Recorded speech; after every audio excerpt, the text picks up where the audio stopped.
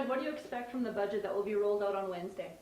Well, what we know is this budget process has been hugely chaotic.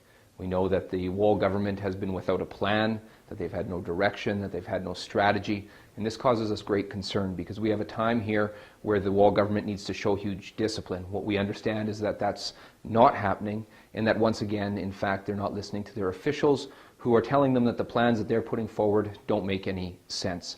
And so last year we had a budget that increased spending in huge ways, created $1 billion deficit. We're very concerned about what this budget is going to look like. Specifically, what are the cuts going to be? How are they going to affect Saskatchewan people? And why do Saskatchewan people, organizations, institutions have to pay for the Wall government's mismanagement? Okay. And how confident are you that Brad Wall's predictions will be any more accurate than last year's? Well, that's an interesting question. Last year, we know we had Fantasyland revenue projections as it related to potash. This year, what we're hearing is that the projections and the goals that the government's putting forward, the plan that they're putting forward as it relates to civil service cuts are in fact nonsense or Fantasyland or set up to fail. So the plan that they've laid out, reducing the civil service by 4% in each of the next 4 years, is a broad stroke across the civil service, and it doesn't point to a government that has a plan, has a strategy, and has direction.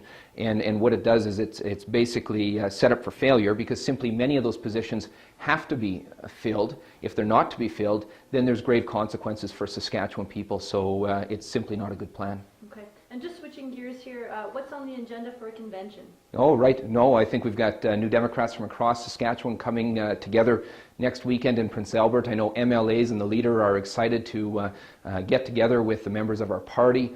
I think it's all about renewal. I know it's all about a lot of life that's going to be within that room. Policy renewal specifically will be a big component of that. You know, right now we're embarked on one of the broadest policy renewal processes this party has ever taken on. That's exciting. We're going to have some great discussion as it relates to resolutions that have been put forward. But I'm specifically looking forward as well to the Leader and MLA Pub Night on Friday. I'm looking extremely forward to seeing our previous leaders that I know are attending. I know Blakeney's going to be there. I know Romano's going to be there. I know Calvert's going to be there. This is exciting, and it shows the great heritage and tradition of our proud party. I don't think at the Sask Party convention they didn't line up Hermanson or Devine or Culver there. They simply don't have the proud history we do, and it's going to be all about looking at that proud history and all about then moving forward in a bright new fashion.